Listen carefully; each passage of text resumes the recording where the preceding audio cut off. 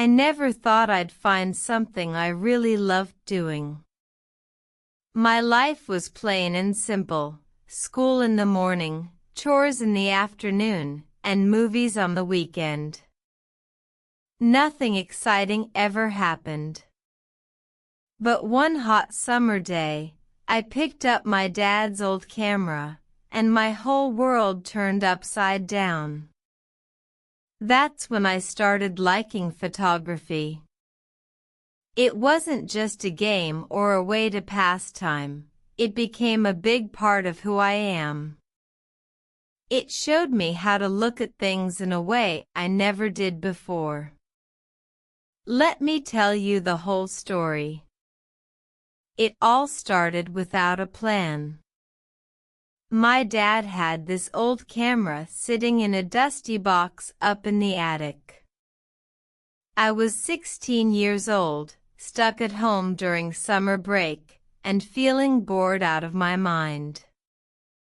One afternoon, I decided to climb up there and see what I could find. The attic was hot and smelled like old wood. I dug through piles of stuff, books, clothes, a broken lamp, until I saw it, a scratched-up camera from the 90s. The strap was falling apart, and there was a roll of film still inside. I didn't know anything about cameras, but it looked interesting. I carried it downstairs and asked my dad if I could use it. He looked up from his newspaper and laughed.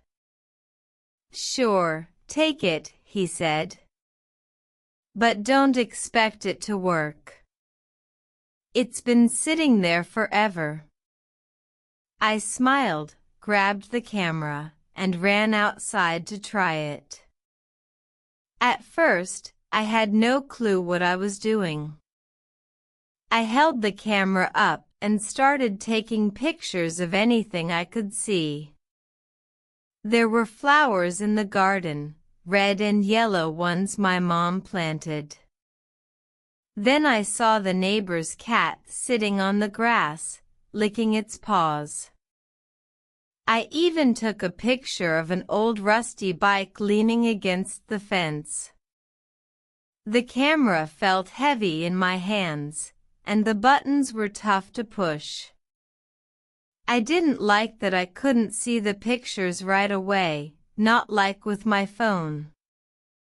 But I kept going. I turned the lens to make things sharp and pressed the shutter over and over. My little brother came outside and asked what I was doing. "Taking pictures," I told him. He giggled and ran off. Then my mom walked by and saw me struggling with the camera. She smiled and said, "You look like your dad when he was your age." That got me thinking. Why did he stop using it? It took me a few days to finish the roll of film. I think there were 24 pictures on it. When I was done, I didn't know what to do next. I sat at the kitchen table with my phone and looked up how to get the photos made. I found a little shop in town that still worked with film cameras. The next day, I rode my bike there with the film in my pocket. My hands felt sweaty as I gave it to the shop owner. He was a quiet man with glasses and a gray shirt. "Come back in 2 days," he said. I nodded and left, feeling excited but also scared. What if all the pictures were bad? What if I pressed the wrong buttons? I went home and waited. Those 2 days felt so long. I kept imagining what the photos might look like, wondering if they'd be any good. When the 2 days were up, I went back to the shop. The owner handed me a small envelope with the pictures inside. I thanked him and walked outside to open it. My heart was beating fast. I pulled out the photos and looked at them one by one. A lot of them weren't good. Some were too dark, like I'd taken them at night. Others were blurry, and I couldn't tell what they were. But then I saw a few that stopped me. One was the cat, staring right at me with bright green eyes. The grass around it was soft and out of focus, but the cat looked perfect. Another showed the rusty bike, and the sunlight made the rust shine like it was special. There was even one of the flowers, with their colors popping out. I stood there, holding those pictures, and felt something big. I made these. It wasn't just about the photos, it was about catching a moment and keeping it forever. That's when I decided I wanted to do this more. I went home and started learning everything I could. I got some books about cameras from the library and read them at night. I watched videos online about how to take better pictures. I even sat down with my dad and asked him about the camera. He told me stories about when he used it. He said he took pictures of my mom before they got married. She kept closing her eyes when I clicked, he said, laughing. I got so mad, but now it's funny. Hearing that made me smile. I started taking the camera everywhere. I brought it to school and took pictures of my friends at lunch. I went to the park and took pictures of trees and ducks by the water. I even took it to the store and snapped a picture of some apples in a basket. My friends thought I was weird. Why do you take pictures of boring stuff? They asked. I just shrugged. I liked it. The world looked different through the camera, full of little things I never saw before. But it wasn't all fun. The film cost money, and I didn't have much. I'd save my allowance every week, but it was gone fast after buying a roll and paying the shop. A lot of the pictures came back bad too. Sometimes they were too bright and hurt my eyes to look at. Other times they were so dark I couldn't see anything. One day, I went outside to take pictures of a sunset.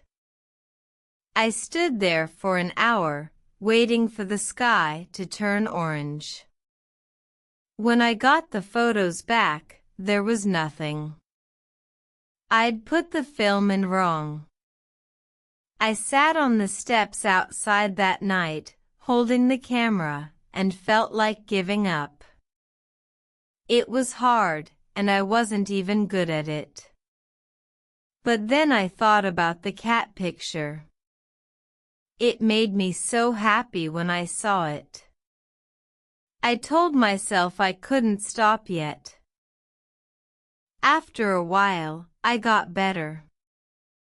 I learned how to hold the camera steady and when to press the button. I figured out how to use the light outside to make the pictures look nice. My mom noticed I was spending a lot of time with it.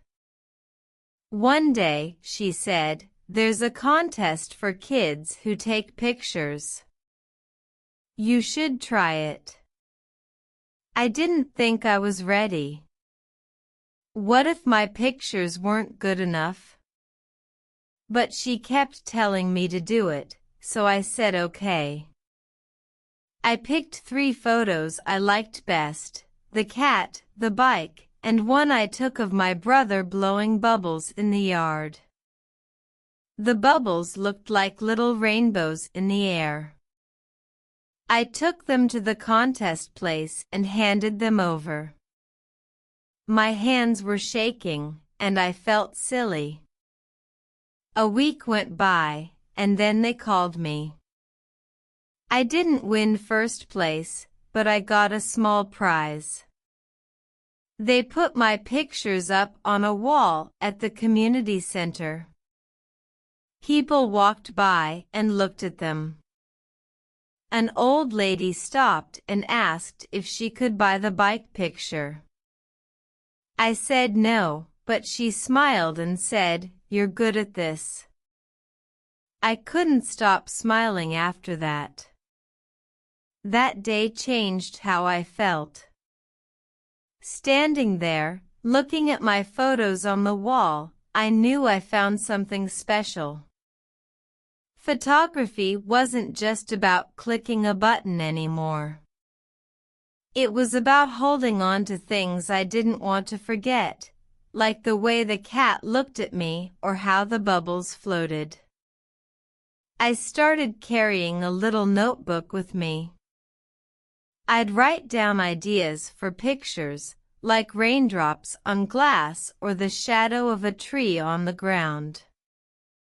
My dad saw how much I liked it and gave me his old stand to hold the camera steady. My friends stopped thinking I was weird and asked me to take their pictures too. I'd snap shots of them laughing or jumping around. I even saved up all my money and bought a digital camera. It was easier because I could see the pictures right away and take as many as I wanted. I still make mistakes sometimes. I forget to check the buttons, or I wait too long and miss the picture. One time, at a family picnic, I forgot to take the cap off the lens. I took a bunch of black photos and laughed when I saw them. My brother teased me about it all day. But I don't mind. Every time I mess up, I learn something. Photography makes me slow down and look at things longer. It makes me notice stuff I used to walk past, like a bird on a branch or a crack in the sidewalk. It even makes me braver. I used to be quiet and scared to try things. Now I'll climb a hill or ask someone I don't know if I can take their picture. That old camera from the attic turned into a big deal. It's been 2 years since I found it, and I have a whole box full of pictures now. Some are really good, and some aren't, but they're all mine. I keep them under my bed and look at them when I'm bored. My mom says I should put them in a book someday. My dad says I could sell them if I wanted. I don't know if I'll make it a job. That's not why I do it. I love photography because it keeps things I care about, like a sunny day or my brother's goofy smile. It shows me that little things can be nice, like a wet leaf or a shadow on the wall. I want to keep taking pictures forever. Maybe I'll get better and show them to more people. Maybe I'll take pictures of faraway places or important moments. I don't know yet. But I do know that finding photography made me happier. It gave me something to hold on to when days feel long or tough. If you ever feel like you're stuck, look around and try something that seems fun. Pick up a pencil, kick a ball, or maybe find an old camera like I did. You might end up loving it. You might find something that makes you feel like you again.